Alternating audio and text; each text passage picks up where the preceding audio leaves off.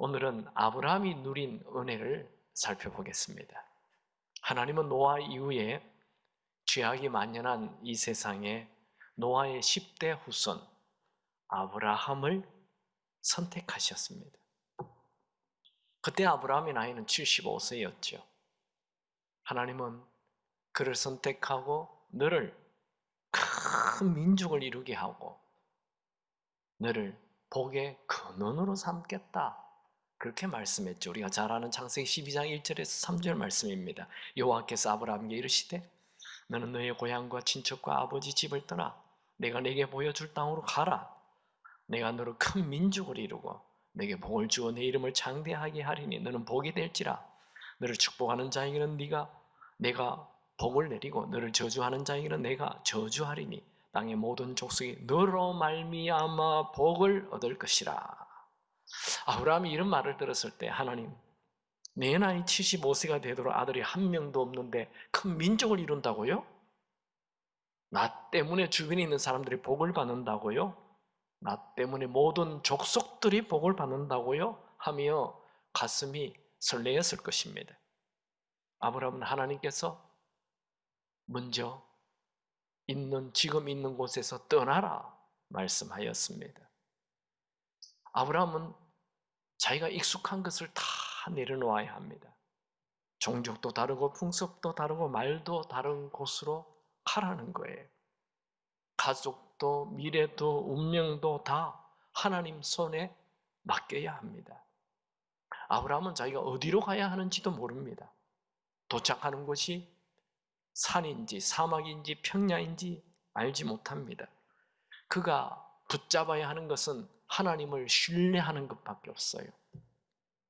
그러나 아브라함은 곧장 하나님의 말씀을 듣고 믿음으로 주저하지 않고 떠납니다. 창세기 12장 4절 5절에 보면 이에라는 말은 곧장 아브라함이 여호와의 말씀을 따라 갔고 롯도 그와 함께 갔으며 아브라함이 하란을 떠날 때에 75세였더라. 아브라함이 그의 아내 사레와 조카 롯과 하란에서 모은 모든 소유와 얻은 사람들을 이끌고 가나안 땅으로 가려고 떠나서 마침내 가나안 땅에 들어갔더라. 여러분, 하나님은 왜 아브라함을 선택했을까요? 아브라함이 젊고 실력이 있었어? 아니죠. 아브라함은 나이 75세입니다. 하나님은 약한 자를 들어 강한 자를 부끄럽게 하시는 능수입니다. 하나님이 왜 아브라함을 선택했죠? 아브라함이 부자였어? 물론 재산 좀 있었죠. 그거 아닙니다. 하나님은 만물의 주인이십니다. 하나님은 재산이나 돈이 필요한 분이 아닙니다. 그럼 아브라함을 왜 선택했나요? 아브라함 좀 유명해서? 아닙니다. 하나님은 사람의 유명이라는 것은 물거품과 같다는 걸 잘 아십니다. 하나님께서 아브라함을 선택한 것은 하나님의 일방적인 은혜입니다. 여러분들이 예수를 믿게 된 것, 이거 하나님의 일방적인 은혜입니다. 하나님이 여러분을 선택한 것이죠. 아브라함은 하란을 떠날 때 갈등이 있었을까요? 물론 사람인데 갈등이 있죠. 아브라함 당시에 사람들은 애굽이나 가나안 땅에서 유프라테스 강을 건너 기름진 땅 하란으로 장사하러 오는 사람들은 있었지만 반대로 하란에서 거친 사막지대 가나안으로 가는 사람은 아무도 없습니다. 또 그 당시에는 가족과 많은 재산을 가지고 국경을 건너간다는 것은 굉장히 위험한 일입니다. 도둑대의 습격도 받을 수 있고 강도의 위험도 있고 또 다른 종족의 사람이 오기 때문에 그냥 죽일 수도 있습니다. 아브라함은 이런 모든 위험을 무릅쓰고 곧바로 하나님의 음성에 순종하였습니다. 여러분, 우리는 모두 다 아브라함의 후손입니다. 아멘입니까? 우리는 믿음의 조상 아브라함의 후손이에요. 이 새해에 여러분들도 은혜의 음성을 들으시기 바랍니다.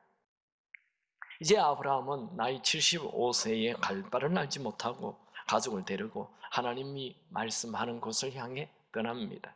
갈 바를 알지 못하기 때문에 하나님과 더 가까워졌고 하나님을 더 의지하고 하나님과 더 친밀하게 되었습니다. 아브라함이 가나안 땅 세겜에 와서 천막을 치고 터를 잡았어요. 예배도 드렸습니다. 그런데 큰 기근이 와서 애굽 땅으로 내려갔다가 아내를 누이라고 속이는 실수를 하고 다시 가나안 땅으로 올라옵니다. 아브라함이 가나안 땅에 돌아와서 베델에서 장막을 치고 양을 치는데 조카 롯의 종들과 자기의 종들 사이 갈등이 일어나자 헤어지기로 했죠. 롯은 기름진 소돔과 고모라 성이 있는 곳을 향해 갔어요.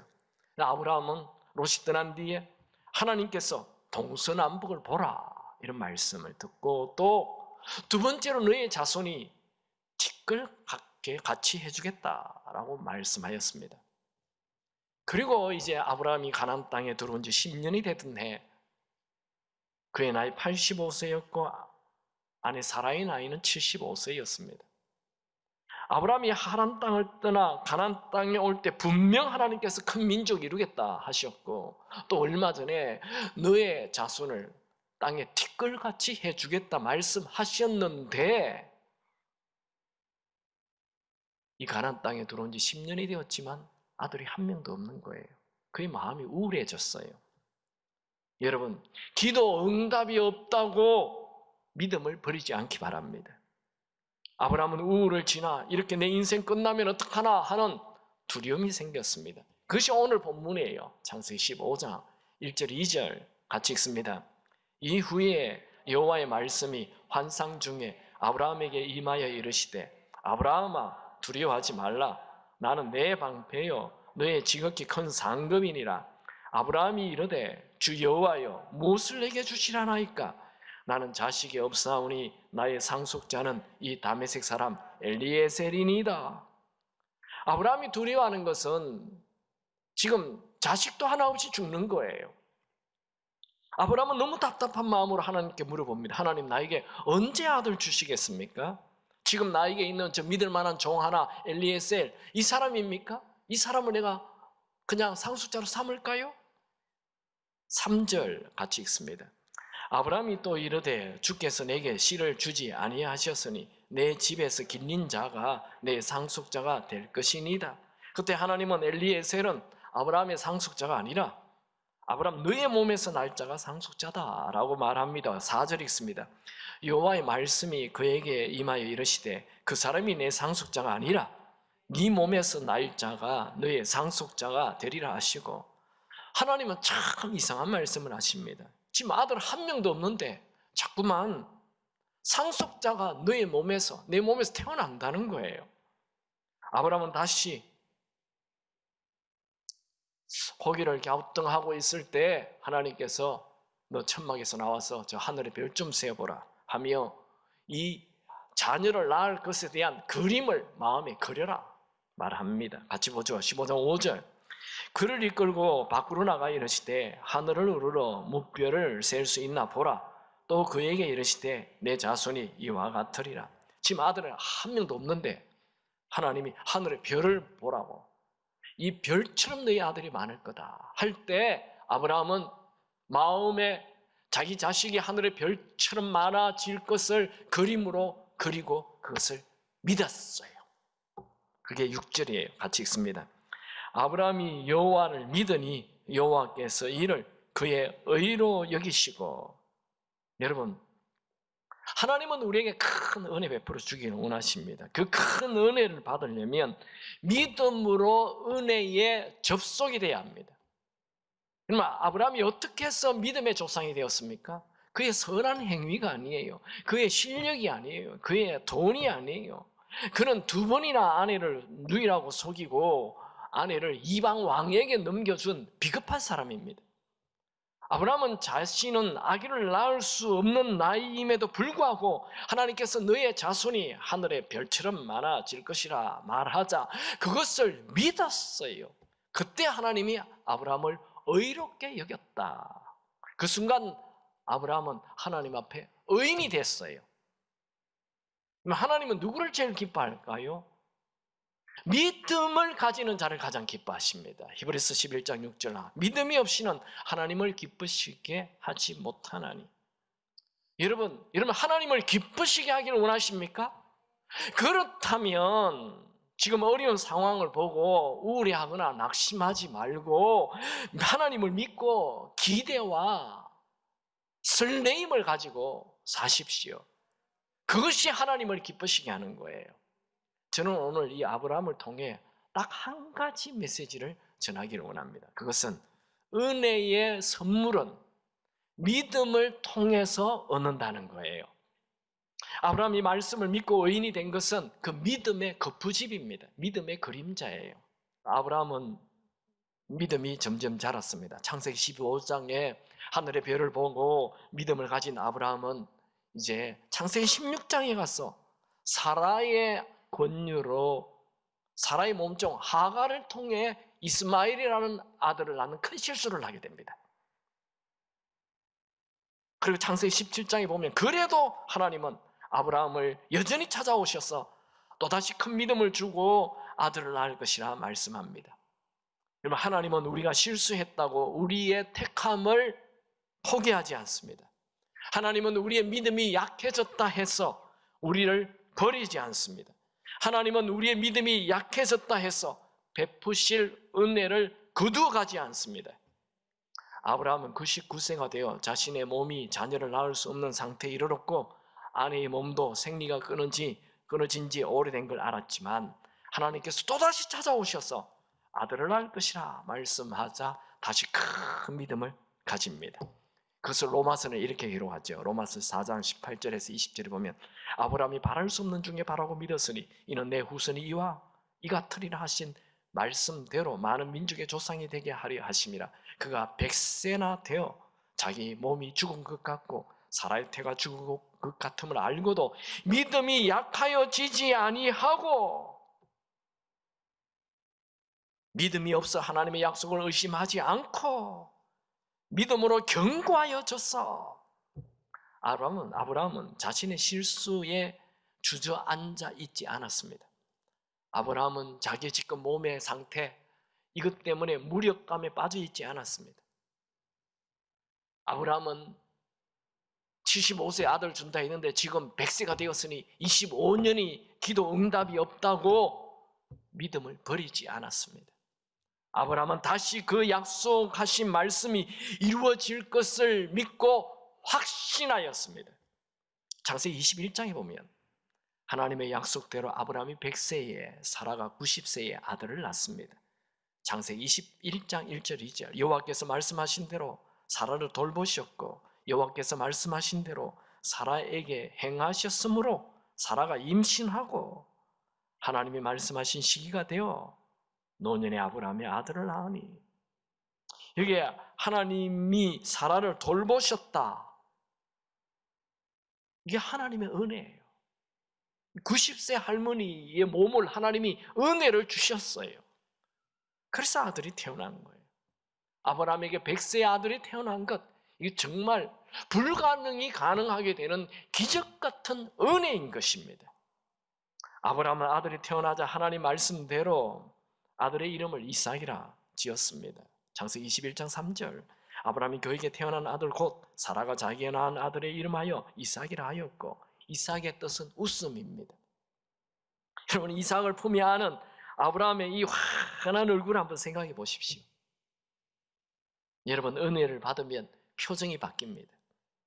은혜를 받으면 가정의 분위기가 바뀝니다. 은혜를 받으면 인생이 달라집니다. 은혜를 받으면 100세가 되어도 열정이 생깁니다. 아브라함이 어떻게 100세에 이런 놀라운 은혜를 받게 되었습니까? 바로 믿음입니다. 여러분 믿음은 하나님의 무한한 은혜에 접속되게 하는 통로입니다. 우리는 예수를 믿는다 하지만 별로 믿음 없이 사는 경우가 많습니다. 현대 그리스도인들은 기도 쬐끔합니다. 왜요? 별로 안 믿으니까. 여러분 하나님은 우리가 이 땅에서 패배자로 사는 거 원치 않습니다. 우리에게는 세상 사람들이 모르는 하나님의 크신 은혜가 있습니다. 사도 바울은 이 믿는 자에게는 큰 능력이 있다 말합니다. 에베소서 1장 18절 20절 너희 마음의 눈을 밝히사 그의 부르심의 소망이 무엇이며 성도 안에서 그 기업의 영광의 풍성함이 무엇이며 그의 힘의 위력으로 역사하심을 따라 믿는 우리에게 베푸신 능력의 지극히 크심을 너희도 좀 알기를 원한다. 바울은 그렇게 기도합니다. 누가 하나님의 지극히 크신 능력을 경험합니까? 누가 예수의 죽은 자를 살리신 그 능력을 소유합니까? 바로 믿음을 가지는 자입니다. 우리는 예수를 믿음으로 사망이 왕노릇하는 자가 아니라 이제 생명이 왕노릇하는 자가 되었습니다. 사망이 왕노릇한다는 것은 내가 주인 되어 사는 것을 말합니다. 내가 주인 되어 살면 날마다 염려, 근심, 걱정, 두려움, 의심 속에 살 수밖에 없어요. 그러나 예수가 주인 되면 사망이 왕노릇하는 자가 아니라 생명이 왕노릇해서 날마다 기쁘고 즐겁고 기대가 되고 감사가 넘치는 삶을 사는 것입니다. 여러분, 믿음으로 사는 자에게는 지극히 크신 능력이 있습니다. 믿음으로 사는 자에게는 세상을 이기는 승리 있습니다. 믿음으로 사는 자는 언제나 생명이 왕노릇하게 됩니다. 초대교회 교인들, 로마의 핍박이 엄청 많았지만 정말 그들은 세상을 뒤흔드는 능력을 가졌죠. 베드로는 40년 된 안전병이를 일으키고 죽은 자도 살려냈죠. 베드로가 로마의 장군 고넬료 집에 갔는데 고넬료가 어떻게 합니까? 베드로가 들어오니까 막 대문 밖에서 땅에 엎드려서 막 절을 하였죠. 그러자 베드로가 이거 왜 이러시세요? 일어나십시오. 나도 평범한 사람입니다. 이렇게 얘기했죠. 바울 일행이 루스드라에 갔을 때 루스드라의 군중들이 흥분해서 신들이 내려오셨다. 신이 오셨다. 그래서 바울이 도대체 이건 무슨 일입니까? 우리는 신이 아닙니다. 그런 말을 했죠. 바울 일행이 데살로니가에 도착하니까 천하를 어지럽게 하는 자들이 왔다. 이렇게 하며 웅성웅성거렸죠. 여러분, 초대 교인들은 가면 기적이 일어나고 능력이 나타나고 사람들이 막 신처럼 대하려고 막 그랬어요. 그만큼 큰 은혜가 부어졌습니다. 왜요?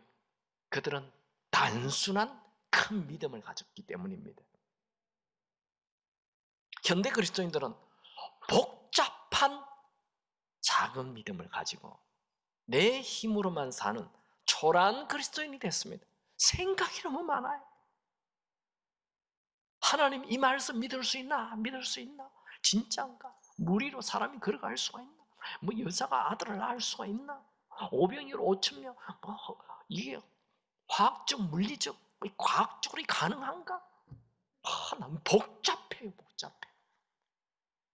아브라함이 바랄 수 없는 중에 바라는 큰 믿음을 가졌던 것처럼 여러분들도 바랄 수 없는 중에 바라는 큰 믿음을 가지기를 축원합니다. 로마서 4장 18절 아브라함이 바랄 수 없는 중에 바라고 믿었으니 이는 내 후손이 이 같으리라 하신 말씀대로 많은 민족의 조상이 되게 하려 하심이라. 물어봅시다. 여러분에게는 바랄 수 없는 중에 바라는 이런 꿈이 있습니까? 있기나 해요? 바랄 수 없는 중에 바라는 그런 비전, 꿈이 있습니까? 아이고, 내 모양으로, 내 실력으로, 내 능력으로, 내 나이에 내가 뭘 하겠어? 여러분, 이 새해에 바랄 수 없는 중에 바라는 큰 비전이 있기 바랍니다. 하나님의 은혜는 지금도 계속 부어집니다. 하나님의 은혜는 우리가 알 수 없는 기가 막힌 놀라운 것들로 가득합니다. 하나님의 은혜가 부어지면 홍해도 갈라집니다. 하나님의 은혜가 부어지면 만나도 내립니다. 하나님의 은혜가 부어지면 반석에서 생수가 터집니다. 하나님의 은혜가 부어지면 골리앗이 순식간에 죽습니다. 하나님의 은혜가 부어지면 모든 질병이 떠나갑니다. 여러분, 믿음으로 하나님이 온 우주를 나를 위해 창조하신 것을 믿으시기 바랍니다. 에이, 뭐 나를 위해 만드셨어? 아니요. 여러분을 위해 만드셨어요. 아니, 나를 위해 만드셨어요. 여러분, 길 가다가 꽃이 아름답게 핀 것을 봤습니까? 하나님이 나를 위해 꽃을 피우셨네. 아멘은 왜 두 분밖에 안 해요? 하나님이 나를 위해 꽃을 피우셨네. 이게요, 예수가 내 주인이 되면 그게 진짜 믿어져요. 여러분, 믿음으로 하나님이 나를 위해 예수님을 십자가에 죽게 하신 것을 믿으시기 바랍니다. 믿음으로 하나님이 나를 예수님처럼 사랑하심을 믿으시기 바랍니다. 에이, 하나님이 나를 예수님처럼 예수님만큼 사랑해 주겠어? 내가 지은 죄가 내가 너무 잘 아는데.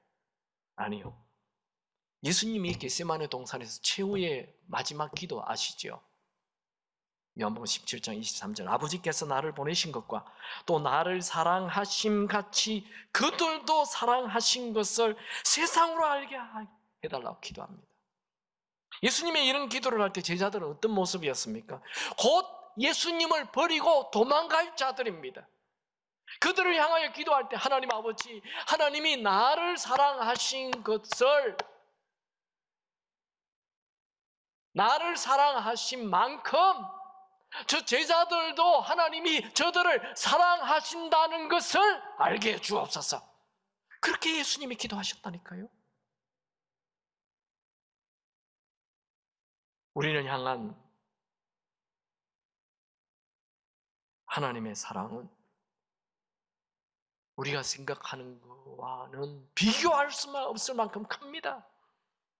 이건 제자들만을 위해 기도한 게 아니에요. 요한복음 17장 20절에 보면 내가 비옵는 것은 이 사람들만 위함이 아니요 또 그들의 말로 말미암아 나를 믿는 사람, 바로 우리죠, 를 위함이니.